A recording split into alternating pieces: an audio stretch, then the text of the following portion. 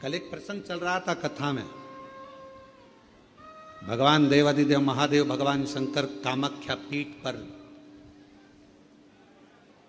जहां जहां पर मां आद्य शक्ति सती के शरीर के टुकड़े हुए हैं, जहां जहां शक्ति पीठ बनी है, उन शक्ति पीठों पर शिवजी भ्रमण करते करते सती सती सती जय माता दी, जय माता दी, बोलो बोलो जय। शिव सती सती कह रहे थे और हम जय माता दी कहें, क्योंकि हम मां कह सकते, सती क्यों?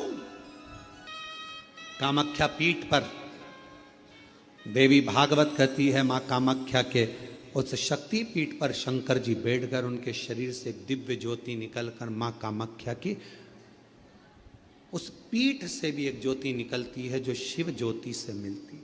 शिव ज्योति। बैठे बाबा,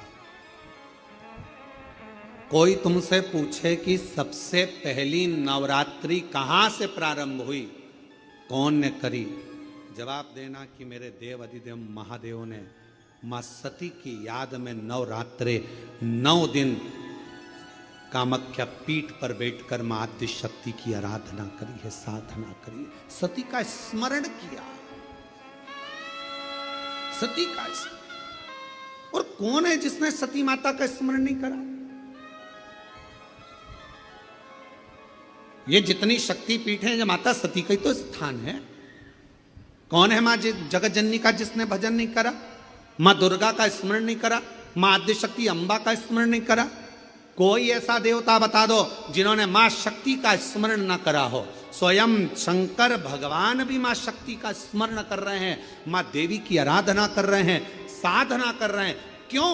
क्योंकि शंकर भगवान 33 कोटि देवता में केवल एक देव अधिदेव महादेव ऐसे हैं जो नारी का सम्मान कैसे होना चाहिए, नारी का आदर कैसा होना चाहिए, नारी का सत्कार कैसा होना चाहिए, 33 कोटि देवता में देव अधिदेव महादेव अपनी पार्वती का आदर कर कर जनमानस को प्रेरणा देते हैं। एक स्त्री, एक नारी बच्चों को जब विद्याध्ययन कराती है तो वो सरस्वती हो जाती है।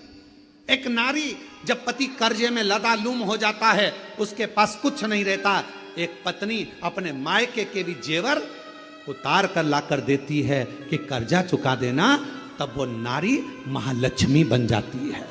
एक नारी जब बच्चे भूखे होते हैं, पति भूखा होता है और भूख लग रही होती है, घर में कोई कैसे, वो बीमार भी है ना, उसके शरीर में रोग भी है, सिर दर्द हो रहा है, बुखार आ रहा है, घर में कोई करने वाला नहीं है, तब वो नारी भले नौकरी करे, सर्विस करे, चाहे कहीं पर भी रहे, चाहे वो गृहस्थ आश्रम में रह रही है, परिवार में रह रही है, पर बीमार होकर भी वो रसोई घर में भोजन बनाकर भोजन करा रही है, तो वो अन्नपूर्णा बन जाती है।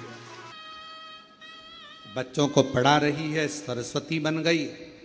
पति का कर्जा उतारने के लिए उसको दुखी ना देखते हुए उसने अपना गले के रकम, कान के बुंदे, हाथ की अंगूठी, कड़े तक दे दिए, वो लक्ष्मी बन गई। बीमार होने के बाद भी वो भोजन बनाकर अपने बच्चों को, पति को, परिवार को खिला रही है, वो अन्नपूर्णा बन गई। और जब अपने पति, अपने परिवार और अपने बच्चों पर दुख आता है तो वो चंडी भी बन जाती है, वो चंडी भी बन जाती है।